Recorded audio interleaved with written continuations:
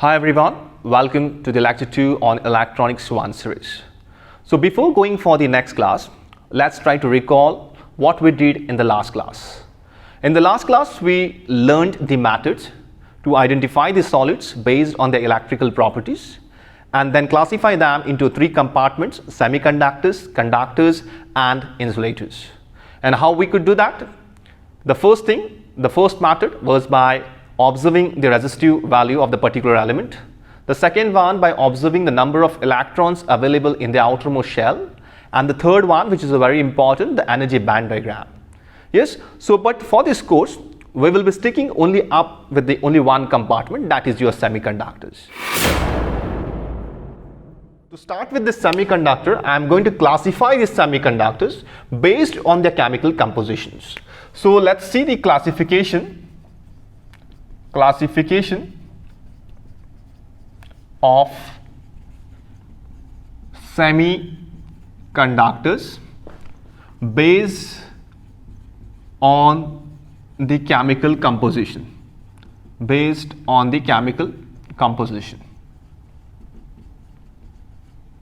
Right? Now the very first category we have is of elemental semiconductor. Elemental semiconductor.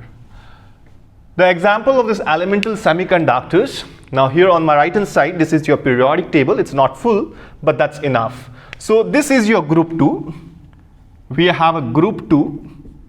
We have a group 3 elements, group 4, group 5 and group 6 elements.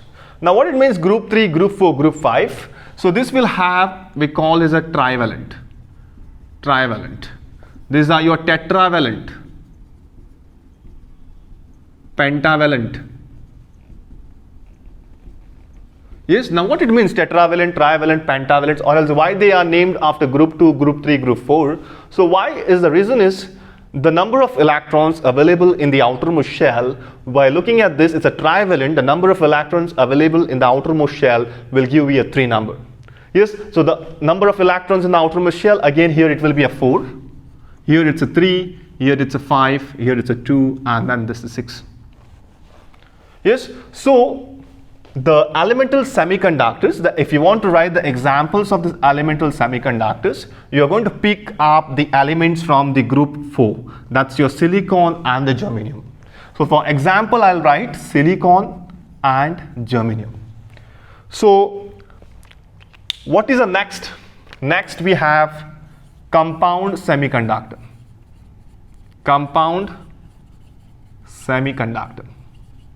In this we have 3 different categories. The first one, I'll take it organic semiconductors, organic compound. Second one is a polymer organic.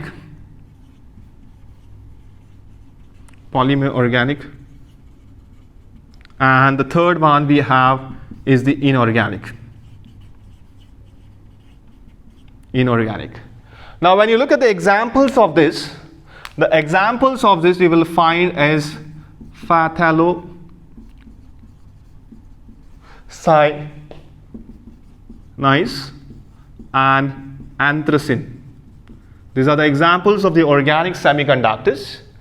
Then in the polymer organics, you will find polypyrene and polyaniline. Whereas in this inorganic are made up of, it's a mixture of again here also you will find a mixture of the elements.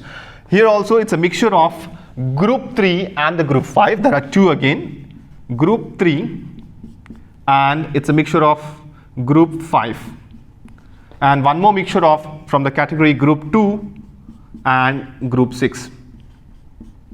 Alright, so what are the combinations possible in this inorganic? So the first one is a group 3 and a group 5. Let's focus. So group 3, you can get a combination of a gallium phosphorus. So this is your group 5 and this is your group 3. We are sticking up with the group 3 and group 5. Okay. So the very first combination you can get of a gallium nitride, nitrogen, gallium phosphorus and gallium arsenic. So examples you can say are having gallium nitrogen, gallium phosphorus, gallium arsenic. Whereas for examples, if you want to write from the group 3 and group 6 for inorganic, it will be again a mixture of a zinc. Where is your sulfur? I can have an example of zinc sulfur, again zinc selenium, and also you can have a cadmium sulfur, or else here you can also have indium antimony.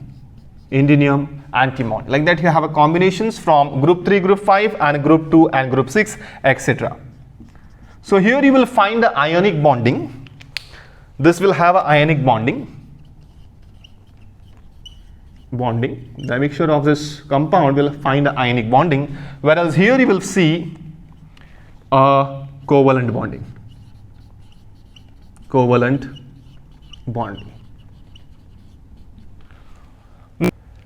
Nowadays in market, the semiconducting devices are available with this compound semiconductor as well. And the field of studying this, we have a field like molecular electronics and a polymer electronics. But not to worry for this course. For this course, we are going to only stick up with the elemental compounds. That is your silicon and the germanium. Yes, so from here on, we will be just focusing for the next couple of minutes on the group 4 elements. Now you must be having a question, why I have only put up only 2 elements, that is your silicon and germanium, under elemental semiconductors, whereas the elemental semiconductors are from group 4. So you see so many elements available. Why not a carbon is a semiconductor? Why not a tin or else a lead is a semiconductors? So let's see what makes them different from this semiconductor. So now we have a group 4 elements. It's a carbon, silicon, germanium, tin and the lead. So now why the silicon and germanium are your elemental semiconductors and why not the carbon, tin or the lead? So to understand this, let's write the electronic configuration first. So you have a electronic configuration. So the atomic number of the carbon is 6. So I can write it as 1s square, 2s square and 2p square. Whereas for the silicon, it's a 14, 1s square, 2s square, 2p6, 3s square and 3p2. Now for the germanium, I'll write it directly. So it will be argon whose atomic number is 18. Then I can write 4d10, 3d10, 4s square and 4p square. So argon 18, 28, 30 and 32. So like that for tin also we have a krypton. Whose atomic number is 36, and then I can write it as a 4d10, 5s square and 5p square. So again its atomic number is krypton's atomic number is 36, 46 and 2, it will make you 50. So the last one we have a xenon whose atomic number is 54, and we can have 4f raised to 14, 5d10, 6s square and 6p square. Again 54 plus 14 will give me 68, 78 and 82. So this is your electronic configuration for group 4 elements. Now these are the electronic configurations. Okay, these are the atomic number, and these are your outermost electrons available. For an isolated atom. Okay, for an isolated atom. Now we are talking, if you want to make any device, you need a solid. You need a semiconductor in the form of a solid. Yes, not with a single atom you can design any device or you can construct any device. You need a solid for that. So when you talk in terms of solid, okay, we have seen in the last class the energy band diagram, how it goes. Yes, now for this tin and the lead, if you see again it's a 5s square and 5p square, 6s square and 6p square. This is in a fifth state, this is in the sixth state. Yes, so when you talk it this is for an isolated atom. When you talk it in the form of a solid, okay, a bunch of an atoms, okay, in the solid, you will find that in according to the band diagram. So we have a Eg. Eg is your forbidden gap. Forbidden gap.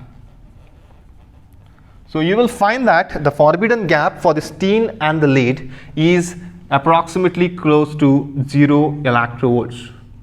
That means the conduction band and the valence band are overlapping in this. Okay, so the electrons available in the outermost shell are free. Hence, we can call this as a conductors.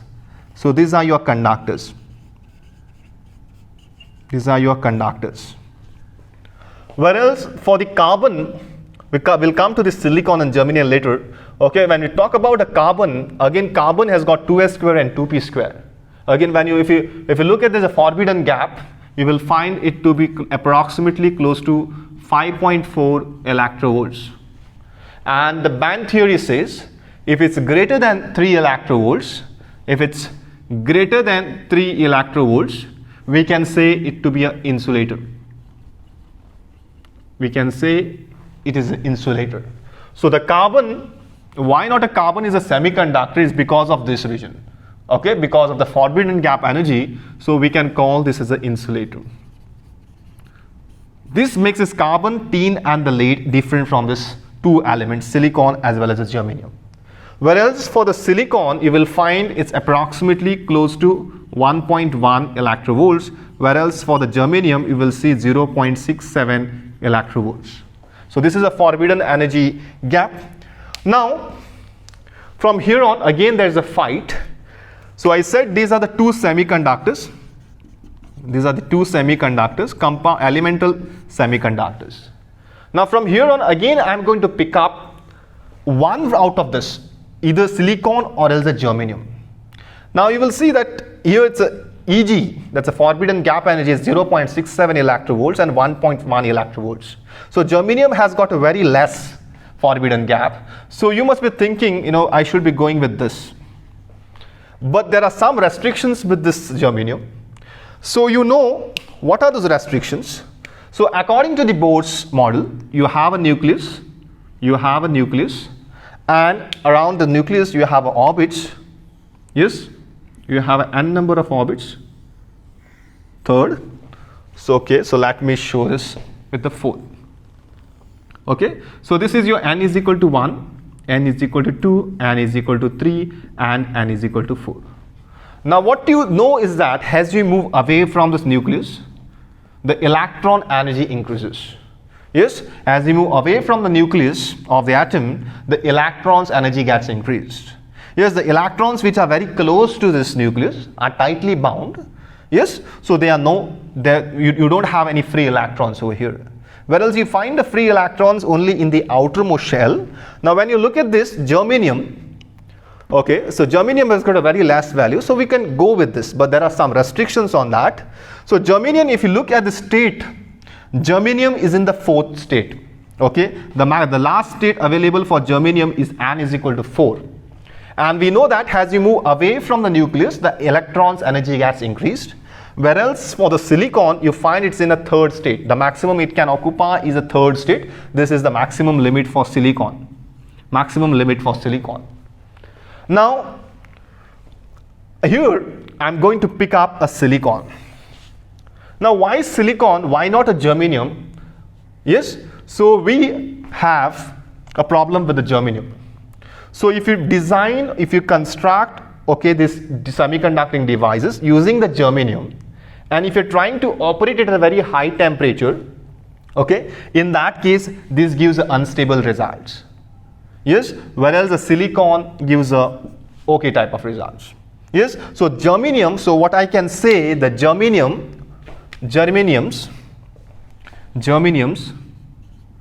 are unstable at high temperature, Okay, so when we'll be using the devices, semiconducting devices made up of a germanium, there are some restrictions. But you can, yes, you will find the semiconducting devices using germanium as well, but the operating range, looking at the temperature will be a low if you compare with the silicon. So from now on, we will be just focusing on the silicon. Now, let's do the classification. Let's do the classification. Classification of semiconductors on the basis of the source and the nature of the charge carrier. Nature of the charge carrier. Now here we have two categories. The first one is your intrinsic semiconductor. Intrinsic semiconductor. So now what is an intrinsic semiconductor? In short, if you want to describe this, it's a pure form of semiconductor. It's a pure form of a semiconductor. Wherein, what do you mean by pure form? It's no impurity added in this semiconductor. You will find no doping done, or else in short again, there won't be any mixture of the element in this semiconductor. So it's a pure form. So now here we will be only working with the silicon. So this is a atomic structure for the silicon of the N atoms. Okay. Now here if you see this, what we know is for silicon, the number of electrons available in the outermost shells are 4.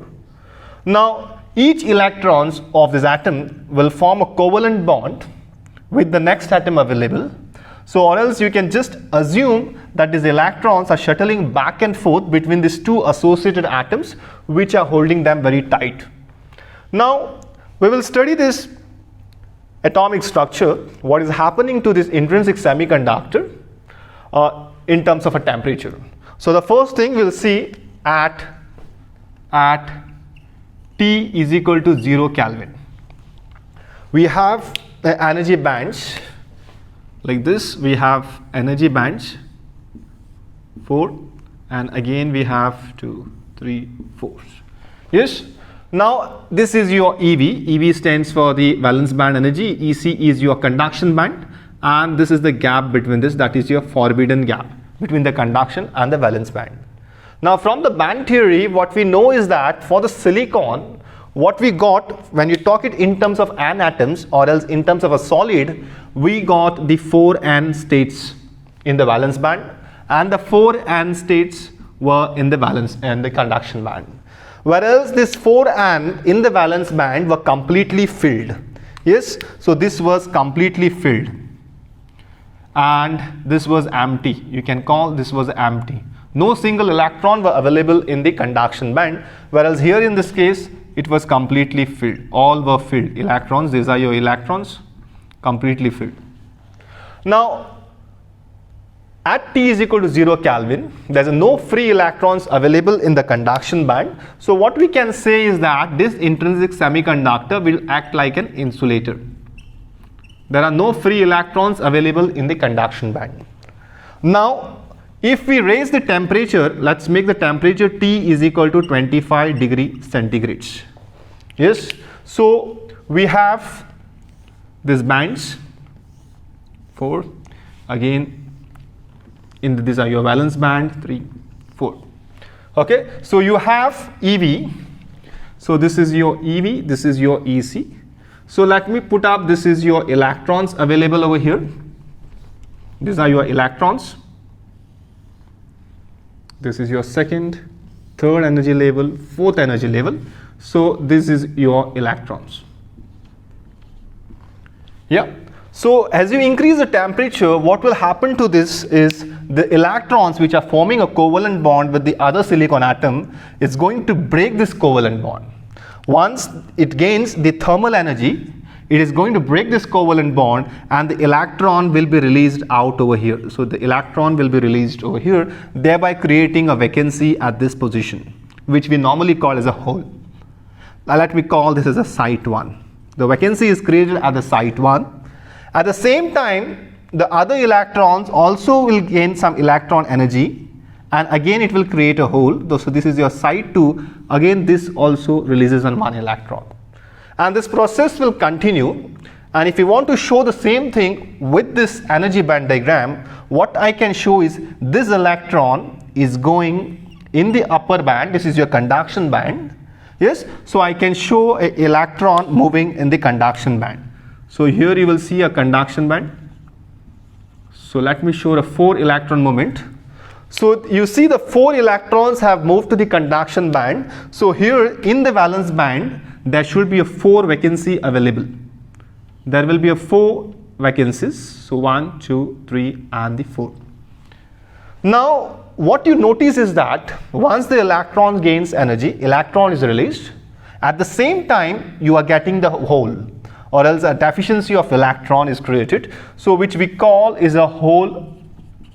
Electron holes are generated. So what we can say is an electron and a hole pairs, they are in a pairs generated.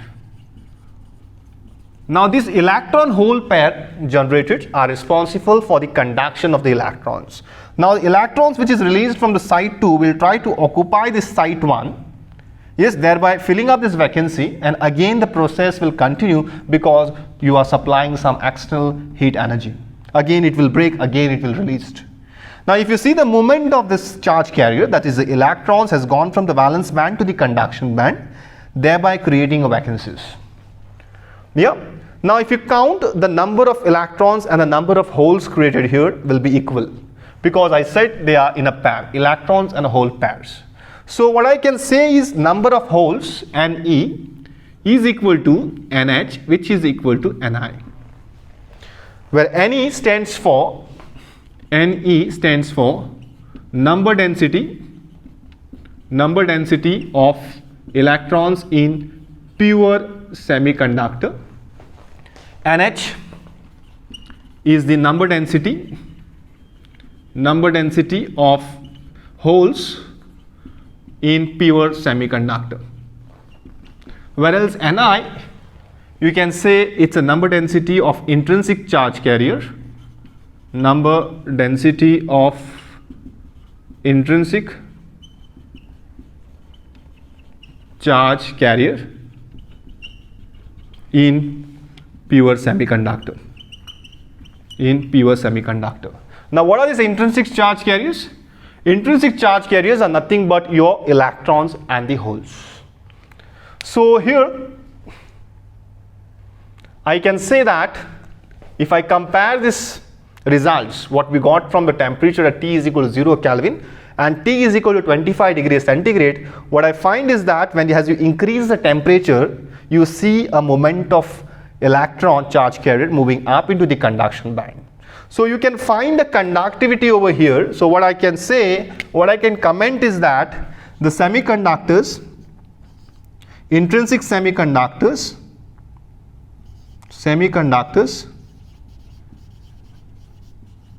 has negative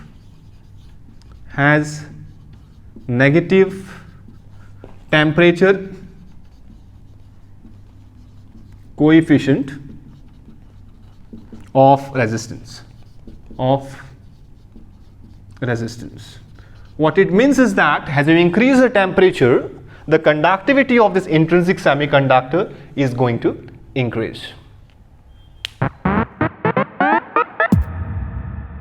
Let's take the same intrinsic semiconductor crystal, which is of silicon, and let's connect it to an external potential difference of a V volts.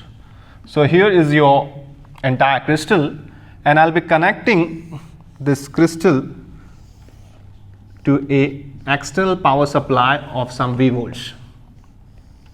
Now there we used the heat energy. Now here we'll be using the electric energy. So here this is your V and this is your positive and a negative. Now on this side of the crystal we have a positive charges, positive terminal. whereas we have a negative. It's connected to the negative terminal. Now if I want to make a flow of current which will be like this in this direction, that's the I current flowing in this circuit. Now how to make is the current flow in the circuit is that by supplying a power supply which should be greater than the energy required to break this covalent bond. Now here in this case we need the Eg, that's a forbidden gap, is approximately 1.1 electrovolts.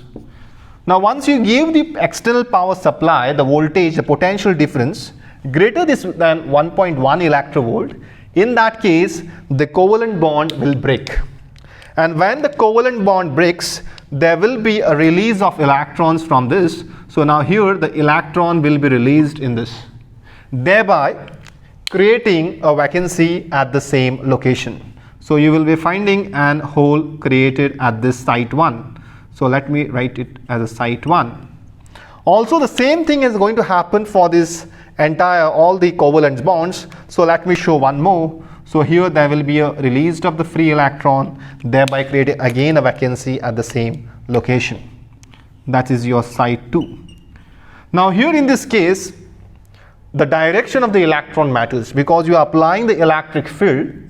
Now you see this positive polarity of this side will try to attract this electron towards itself. Yes, now the electrons which is released at the site 1 will be attracted by this positive terminal of the battery even for the second site 2. Now this electron will try to fill up this site 1, again there will be breakage of the bond and again the process will continue. Yes, in order to fill up the site 1 vacancy, this electron will come and try to occupy this. But again we are connecting external power supply, again there will be a break of covalent bond and again there will be a release of the electrons. So now what you will observe is that the electrons, the current what we are going to get is due to both the electron charge carriers as well as the hole charge carrier. If you see the energy band diagram of the same thing, these are your holes. The number of holes, we know that number of electrons is equal to number of holes. Yes, now the current what you're going to observe is of the both electron as well as of the holes.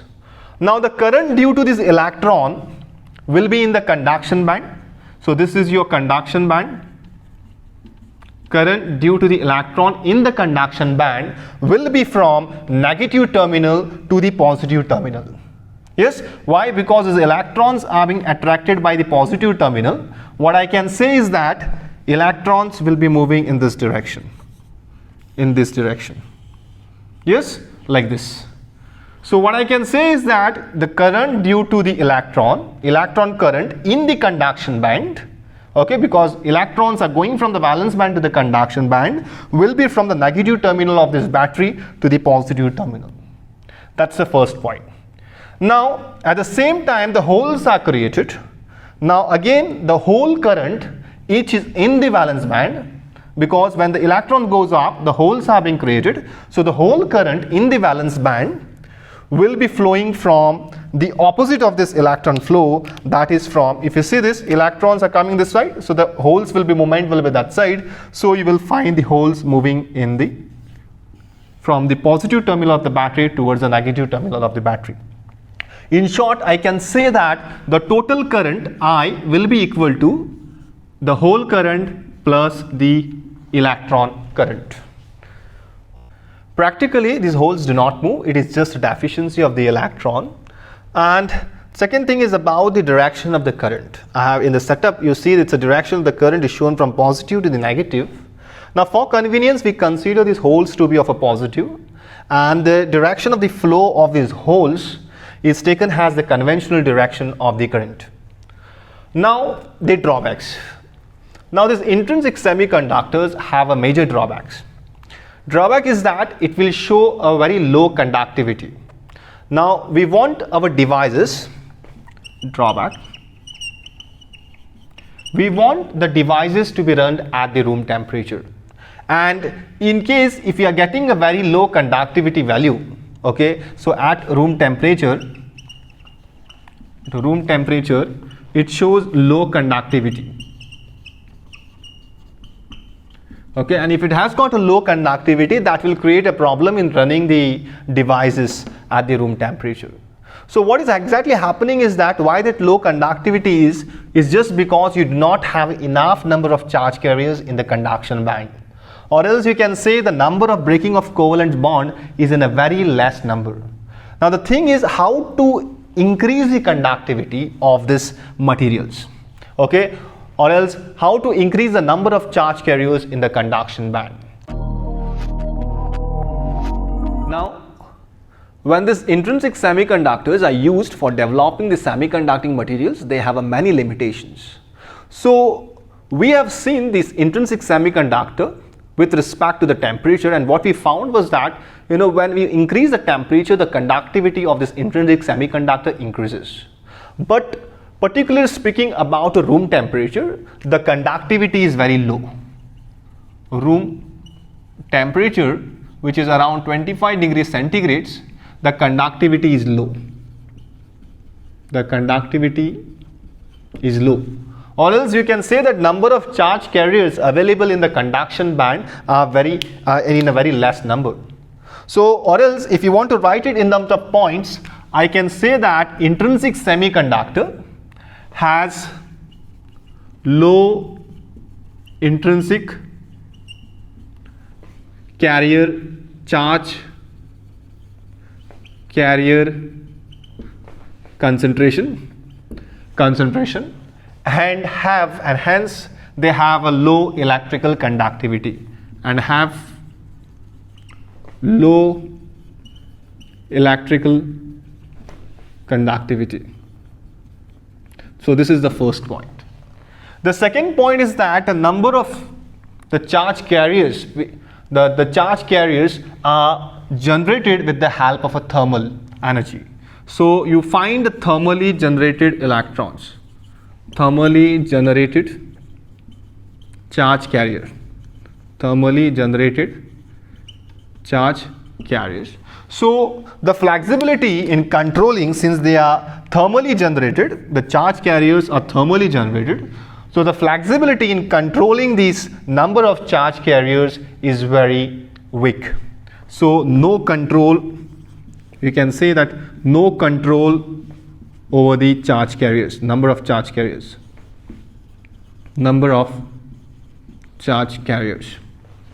And the third point, you can say that the number of electrons is equal to number of holes. Okay, so you do not have a predominant hole or else electron for the conduction. So both are available. So this also puts some limitations in designing the semiconducting devices. So these are the 3 points that makes a necessity for improving the intrinsic semiconductor. Now how we can improve the semiconductor is just by simply a process called doping. Okay, wherein we are going to dope one impurity atom. Now we are going to dope impurity atom. Now what is an impurity? It is some external agent, you can say. You can pick up any element from your periodic table and you can mix it with the pure form of a semiconductor, which is your intrinsic semiconductor. So such elements we call as an impurity. Okay, and it should be what part per billion, 1 ppm.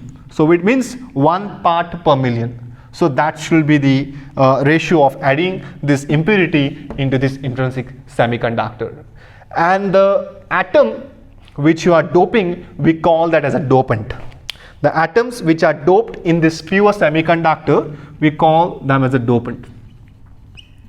And this process of adding this impurity in this pure form of semiconductor, in order to increase the conductivity of this intrinsic semiconductor, that process we call it as a doping. The name of the process is a doping. Okay, and the semiconductor in which we are doping this dopant atom, those semiconductor will no more be any intrinsic semiconductor or as a pure form. It will be called as an extrinsic semiconductor. Extrinsic semiconductor, because you are mixing some extrinsic element, external element into this pure form, so you can say that it's an extrinsic semiconductor. It's no more pure intrinsic semiconductor. Okay.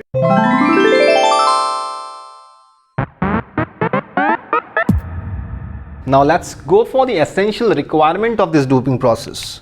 So let's see the essential requirements for this doping process. The number one, the first point you have to make a note of that is this: the semiconductor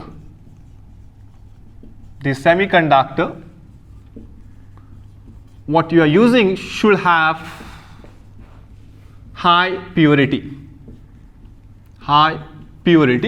which is almost close to 99.9999% or more than that, or more than this.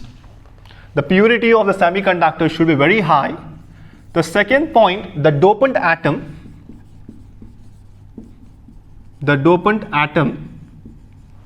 should not disturb the semiconductor crystal lattice. For this, you can say that the size of the atom should be equal to the size of the semiconductor atom. Yes, the size of the dopant atom, here it should be a dopant atom. The size of the dopant atom should be equal to the size of the semiconductor atom. Now here the most suitable from your periodic table, you can make a use of a group 3 and group 5 elements. Okay, so this gives a very good result when you will be doping this element from the group 3 in the silicon. Okay, so you will get exactly this because the sizes are almost similar. Now the fourth point is that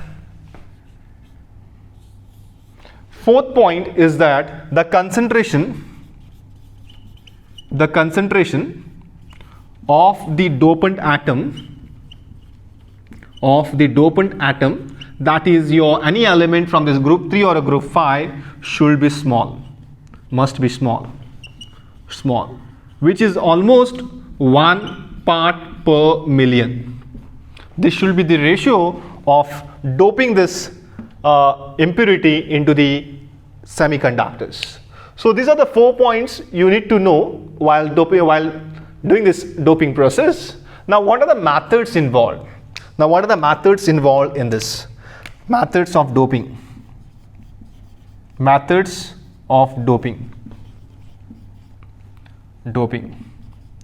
The first thing what you can do is that you can bombard the high energy dopant atom. So you can do the bombarding. So in this process, you're going to bombard the high energy dopant atom on the semiconductor crystal structure. So this is the first method by bombarding. Second one, you can directly add this dopant atom in the molten semiconductor. So you can put it in the molten semiconductor. And the third one is by heating. So you can hit the semiconductors in the atmosphere containing the dopant atom, so that this dopant atom is get diffused in the semiconductors. So the diffusion process will occur in the step number 3. So these are the methods available for you in doping, and these are the essential requirements which you need to take care while doing this doping process.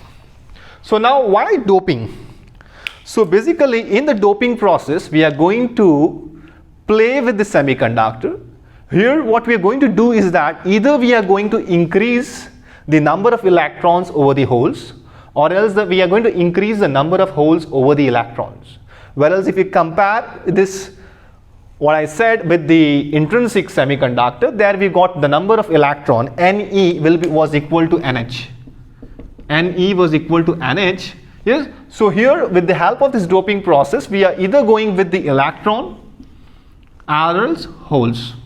Now here we want to dope this semiconducting material, that's a pure semiconducting material, particularly silicon. the best element or else the best dopant atom is from the group 3 and the group 5 element.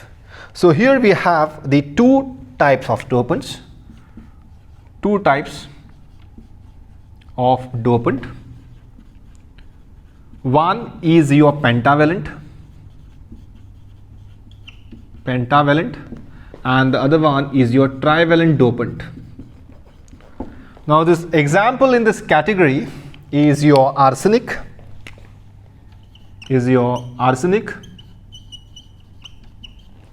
antimony.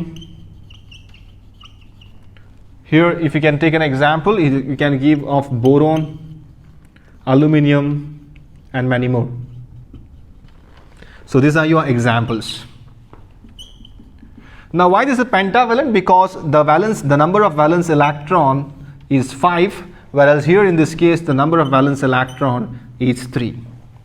Now what we are going to do from here on, we are going to dope this pentavalent atom into the pure form of semiconductor of a silicon crystal, and also we are going to dope this trivalent dopant atom into the pure form of a silicon crystal semiconductor. Now here we are doping these two different materials, so these two different materials should give us two different other materials. What I mean is that when you dope a pentavalent, okay, in the silicon semiconductor, and if you know the silicon semiconducting electronic configuration, in the outermost shell all the 4 electrons are filled, whereas there is a 4 vacancies left. Now here this guy has got 5 valence electron, so when you will be doping this, there will be a covalent bonding happening and there will be a 1 electron available here. Whereas same thing if you dope with this a trivalent, same material, for the same material, if you're doping with trivalent, you will find a hole in that. So basically we are going to get two different materials which we called it as an N-type. When you dope this pentavalent, you will get N-type semiconductors, whereas when you're doping with a trivalent, you will get a P-type semiconductor. So the next thing is to study this N-type and P-type. Let's look at the N-type semiconductor. Now here what you see, the structure is of a silicon. It's a pure semiconductor, okay, wherein I have used the notation +4 for silicon or else a germanium. It can be any atom of silicon or germanium. The +4 is the indication of the number of valence electron available in the outermost shell. Okay, so now all are +4, all the atoms are +4, so this is your pure form of semiconductor. Now how to make this an N-type semiconductor? So we are going to dope in this the pentavalent dopant. So we have a pentavalent whose valence electron is +5, and we know the elements arsenic, antimony and the phosphorus. These are the elements which you can use for doping this pure form of semiconductor. So when I'll be doping this, suppose if I take arsenic and if I dope it, I'll be getting +5 valence electron available with this atom. So right now if you see this, each is silicon atom. If you're going with the silicon and arsenic, each silicon atom has got a 4 valence electron. And each of this valence electron is forming a covalent bond with the next available atom with it. Now here it's a pentavalent. Pentavalent has got a 5 valence electron. Now the 4 out of the 5 valence electron is forming a covalent band with the neighboring silicon atom. Whereas there will be a 1 free electron available in the lattice, in the crystal lattice. Now this is your free electron. So this is the free electron bounded by the pentavalent atom. So let me show this. So this is your free electron bounded by the parent atom, or else the pentavalent atom, you can say. Pentavalent atom. So it's a free electron, and if you see the ionization energy, so this will be a very loosely bound by this pentavalent atom. So the ionization energy required to set this electron free is almost very low. very small. Or else you can show this free electrons, the ionization energy, when you talk it in terms of silicon, it is approximately close to 0.05 electrovolts, whereas for germanium it is almost close to 0.01 electrovolts. So this is the forbidden gaps, or else EG you can say, when you talk it in terms of n-type semiconductor or the extrinsic semiconductor. Now if you compare their values with the intrinsic semiconductor, what we had in the intrinsic semiconductor, in intrinsic we had silicon approximately equal to 1.1 electrovolts, and the germanium was 0.67 electrovolts. So you can get the idea from where it has reached. Yes, so here this is the free electron, and if you want to show this in terms of energy band diagram, I can show it somewhere very close to the conduction band, because the energy for silicon, if you are going with the silicon, you can show the energy gap is just 0.05 electrovolts. So this is your EC, that's a conduction band, and we can represent this with ED, that's a donor energy level. Now here, if you want to increase the number of charge carriers, that is your electron, how to increase this? We can just keep on increasing the dopant atom in the pure form of semiconductor. Suppose if you are doping it twice, so here you are doping the one atom, so one electron we will get. If you are doping it another time, one more time, you get one more electron. Like this, each pentavalent atom, gives one electron, or else it donates one electron, and that's why we call this as a donor impurity. So this pentavalent, what you see, this is +5, is your donor impurity. We call it as a donor impurity. And the energy corresponding, while writing it, which is like a donor energy level. So this is your donor energy level. Yes, so if you increase this pentavalent quantity, maybe of 3, 4, 5, 6, 7. Now here I have shown 7 free electrons which are bounded to this pentavalent atom. Yes, so there must be a 5 arsenic atom inside this crystal. Okay, because each pentavalent atom donates one single electrons. Now here at the initial start, so let's again look at the temperature, because for us the conductivity was the issue. At room temperature, the conductivity in the case of intrinsic was very low. Now what is happening to this? So this is at T is equal to 0 Kelvin. Yes, and let this be a condition for T is equal to 0 Kelvin, greater than 0 Kelvin. So this is at T is equal to 0 Kelvin. You see, this is the valence band. This is your valence band, which is completely filled. This is your conduction band. Yes, completely empty. But what about this ED? Yes, this ED, yes, it's almost 0.05 electrovolts. Yes, so these are the free electrons available. Now you can say that these free electrons, which are almost close to EC, it's just a very small electrovolts, can make this electron run into this conduction band, right? So the electrons what are created in this crystal lattice are independent of temperature. So what I can say, this electron is independent of temperature. Independent of temperature. Yeah. Now the total number of conduction. So you will see that we are interested in a conductivity. So the total number of conduction is due to the both holes plus the electrons. Yes, now here we have the electrons which are generated by the donor atom, because donor atom is giving this electron. I am talking about this ED, which are in a donor energy level. So I can say electron generated by the donor atom, plus there are some electrons generated, intrinsic electron, I'll say intrinsic electrons generated thermally, plus the intrinsic holes generated thermally. Yes. Now the point to think note is that now here the electrons are generated by the donor atom, plus also we have the intrinsic electron generated thermally and the intrinsic hole generated thermally.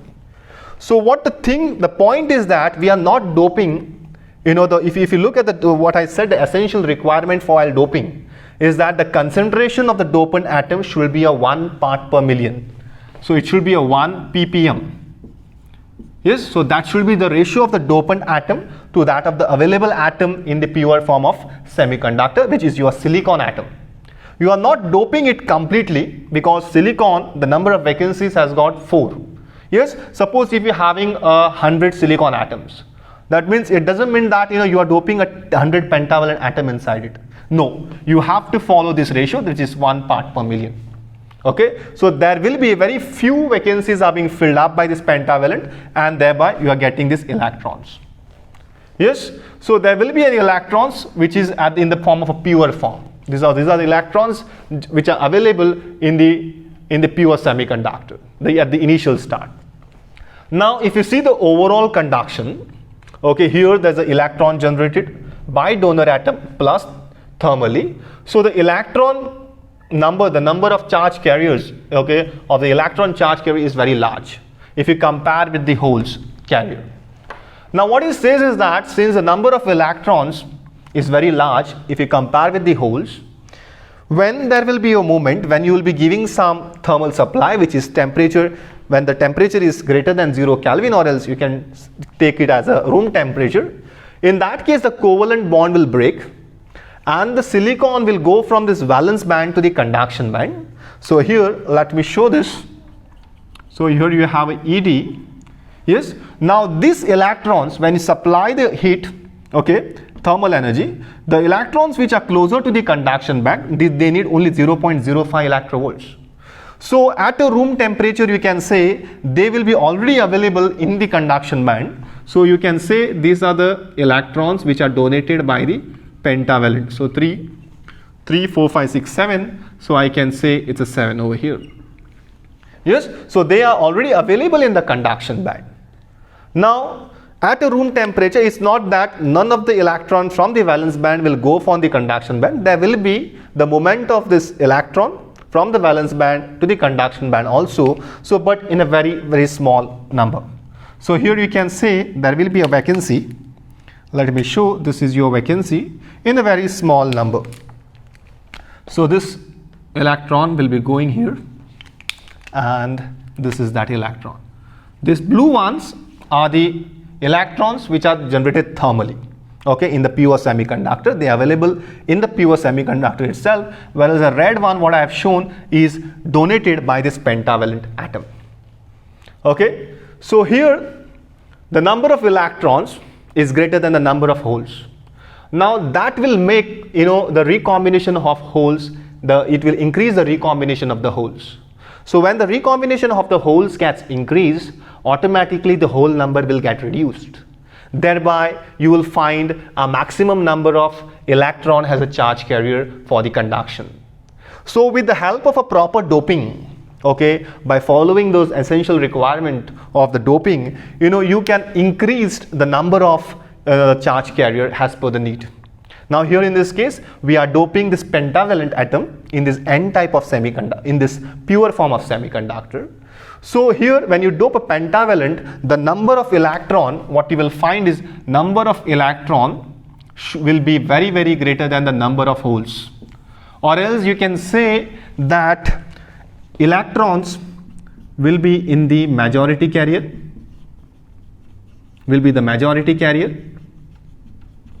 and the holes will be the minority carriers.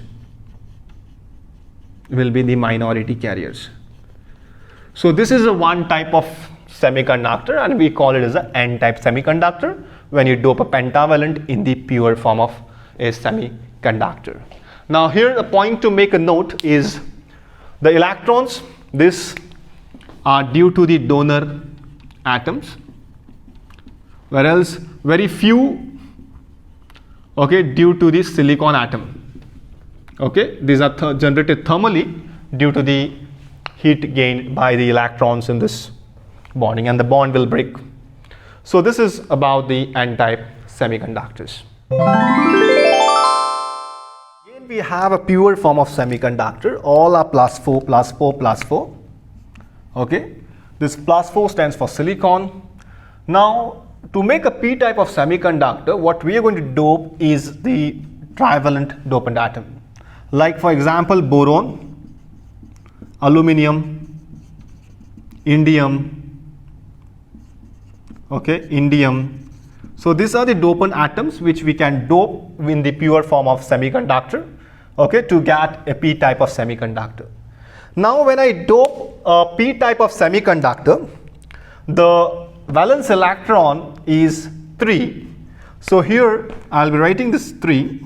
So I have doped one single atom, okay, of a trivalent atom in this pure form of a semiconductor. Now here what I know is that the 3 electrons will form a covalent bond with each of this silicon atom. Yes, whereas the 4th bond, you see it's an incomplete bond due to the deficiency of an electron. So this is your incomplete bond. Incomplete bond due to the deficiency of the electron, because only available is the 3 electrons. Now after that, you have a silicon in the neighborhood of this.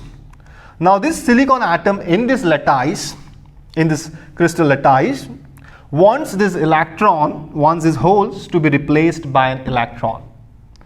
So the silicon atom in the neighborhood of this other atom will give this electron, will release an electron and will try to occupy this vacancy created. So thereby, at its own location, at its own site, it will create a vacancy over there. So here we have a vacancy created. So this hole gets filled up.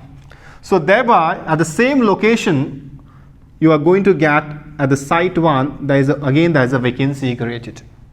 Now again, this process will go and continue. Yes, to fill up this vacancy, the neighborhood electron will come again and again it will fill up, thereby creating again a vacancy at its own location.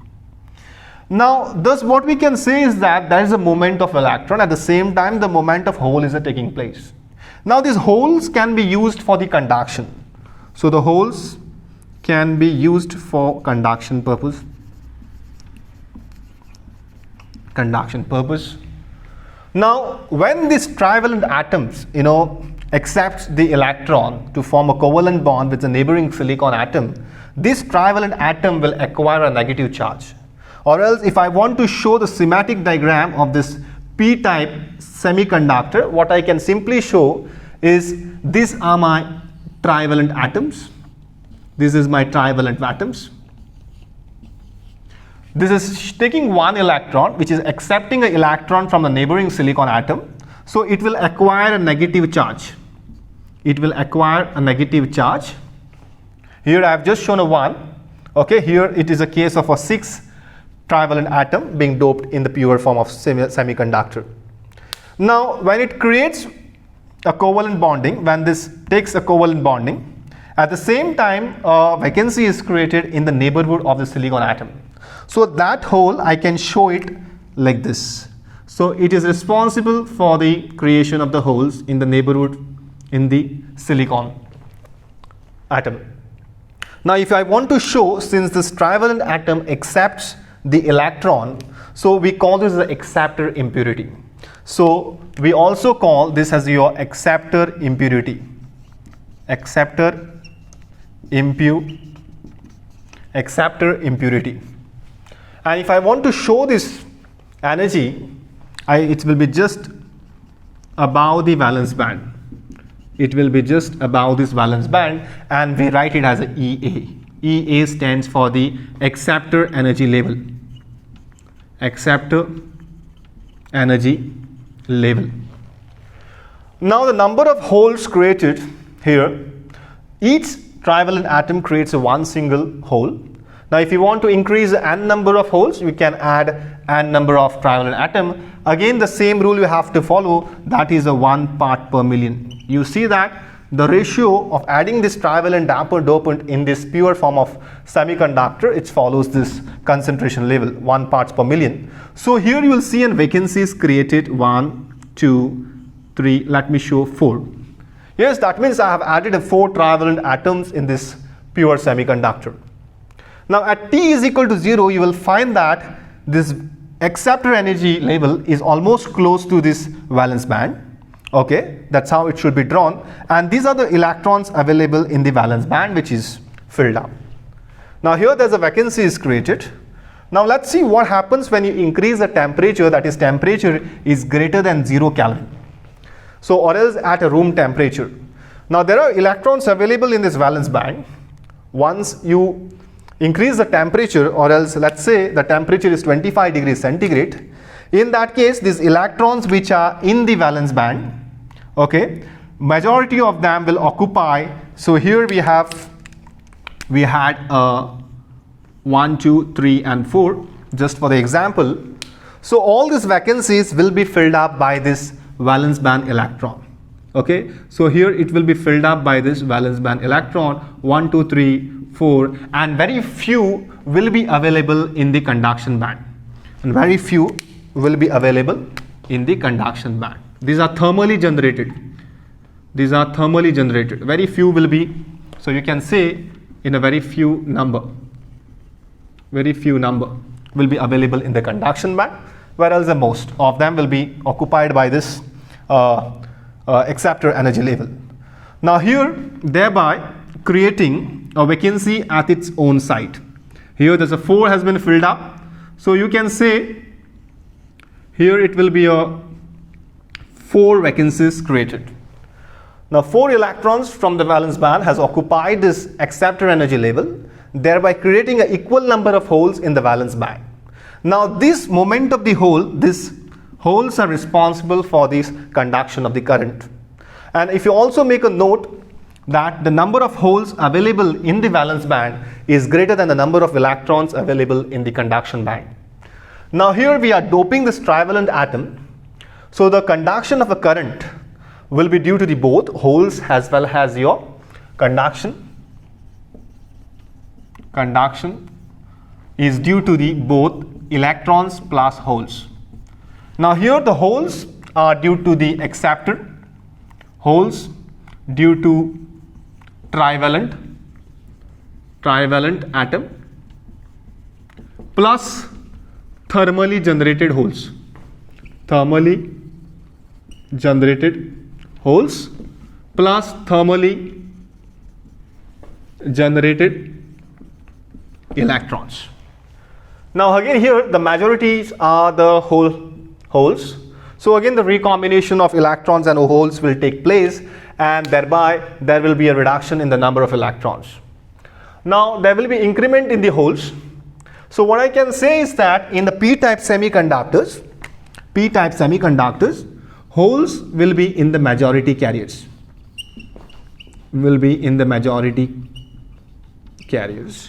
And the electrons will be in the minority. In short, I can say the number density of holes will be greater than the number density of electrons available in this crystal lattice. So that's all from this p-type semiconductors. When electrons and holes are created in a semiconductor, a destructive process occurs. But at the same time, you will find a recombination of the holes and electrons as well. So in general, if I want to say, I can say it like this: the generation of the charge carrier is equal to the rate of destruction of the charge carrier. We have an E, that's the number density of the electrons and number density of the holes. So larger the values of these densities of electrons or holes, the higher is the probability of their recombination with each other. So for intrinsic semiconductor,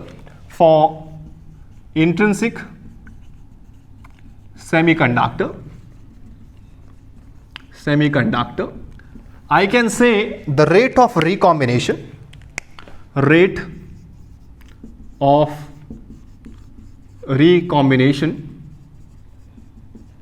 is directly proportional to the product of the density of electron into the density of the hole.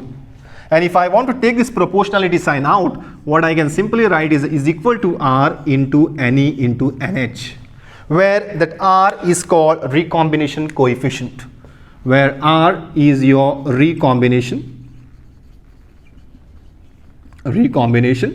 coefficient. Now, for the intrinsic semiconductor, let me put up a number 1 for this expression. This is your first expression.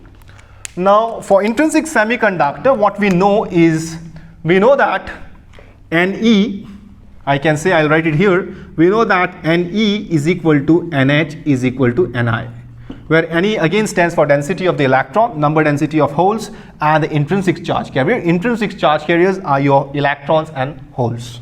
So I can use that formula here, and I can replace the same statement by writing something like this. You have R, Ne can be written as Ni, NH can be written in terms of Ni, so it will be Ni the whole square. So this is my expression 2. Again, this is your rate of recombination.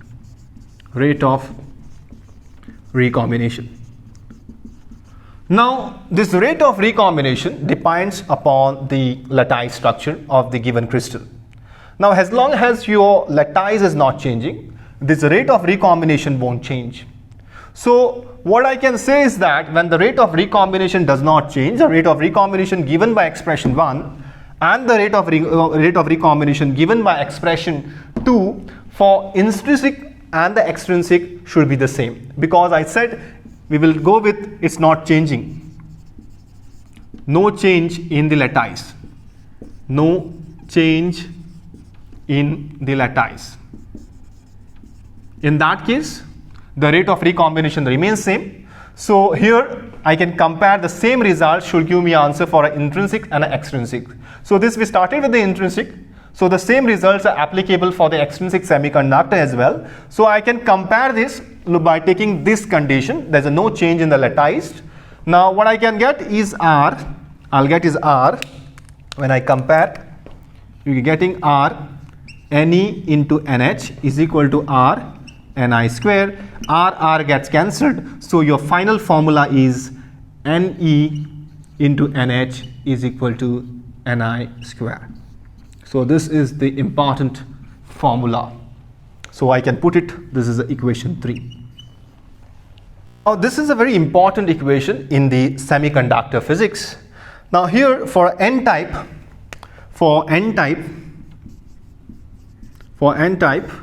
the number of electrons Ne should be greater than the Ni. Number of electrons should be greater than Ni. But when this Ne, you take a product with this NH, it should give exactly the same number, which is your Ni the whole square. Now, which means that the NH should be very less, which means that NH should be less. Or else you can say in n-type, the number of holes are being suppressed. Whereas the same thing for a p-type, you can say, when you talk it of p-type material, in this case the number of holes, number density of holes should be greater than this number density of intrinsic.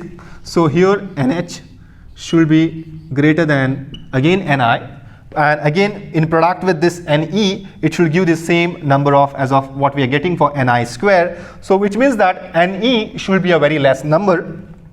So Ne should be a very less number, which is exactly the opposite of the n-type, and thus what we can say that in p-type semiconductors, electron number has been depressed. So this is your very important equation in a semiconductor physics. That's all for this today's class. Thank you.